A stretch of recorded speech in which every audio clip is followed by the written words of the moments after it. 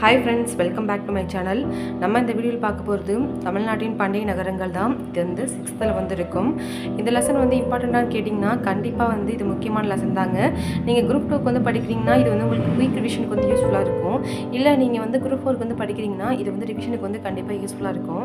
இந்த வீடியோ நீங்கள் பார்க்குறீங்க அப்படின்னா இந்த வீடியோ ஒருத்தர் பார்த்துட்டு நீங்கள் அந்த லெசனை போய் பார்த்தீங்க அப்படின்னா ஓவரால் பாயிண்ட் நான் உங்களுக்கு கவர் பண்ணி கொடுத்துருப்பேன். உங்களுக்கு அந்த லெசன் படிக்கிறது ஈஸியாக இருக்கும். இல்லை நீங்கள் ஆல்ரெடி இந்த லெசன் படிச்சிட்டிங்கன்னா இதை ஒரு தடவை பார்த்தீங்க அப்படின்னா உங்களுக்கு குயிக் ரிவிஷனாக இருக்கும். இதே மாதிரி நம்ம ஜிஎஸ்க்கு இருக்க எல்லா லெசனுமே போட போகிறோம். குரூப் 4 2026க்கு நம்ம சேனலில் ரிவிஷனுக்கான எல்லா வீடியோவும் 1 by 1 அப்லோட் பண்ணுவோம். உங்களுக்கு கண்டிப்பாக யூஸ்ஃபுல்லாக இருக்கும். நம்ம சேனலில் சப்ஸ்கிரைப் பண்ணி சப்போர்ட் பண்ணுங்கள். வாங்க கேள்விகளுக்குள்ளே போயிடலாம். ஃபர்ஸ்ட் கொஸ்டின் பார்த்தீங்கன்னா, இந்தியாவின் திட்டமிட்டு கட்டப்பட்ட முதல் நகரம் ஹரப்பா மொஹஞ்சதாரோ. தமிழ்நாட்டின் மிகவும் தொன்மையான நகரங்கள் பூம்புகார், மதுரை, காஞ்சி. காப்பிய மாந்தர்களாகிய கோவலனும் கண்ணகியும் பிறந்த ஊர் பூம்புகார். பூம்புகார் துறைமுகம் கடலின் கரையில் அமைந்துள்ளது. டேஷ் கடலின் கரையில் அமைந்துள்ளது வங்காள விரிகுடா.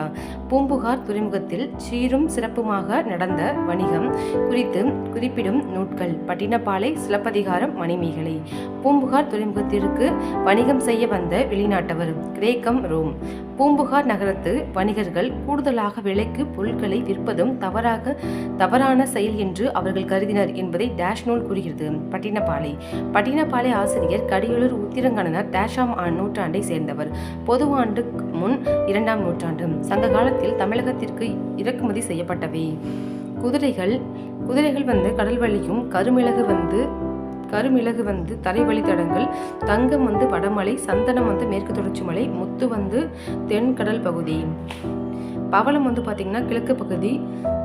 உணவுப் பொருட்கள் ஈழம். சங்கமலத்த நகரம் என்று பெயர் பெற்ற நகரம் மதுரை. நான் ஒவ்வொரு லெசன்ஸ்க்கும் 20 கொஸ்டின்ஸ் கொடுத்துருக்கேன். கண்டிப்பாக இந்த வீடியோஸ்லாம் உங்களுக்கு யூஸ்ஃபுல்லாக தான் இருக்கும். ஸ்கிப் பண்ணாமல் பாருங்கள்.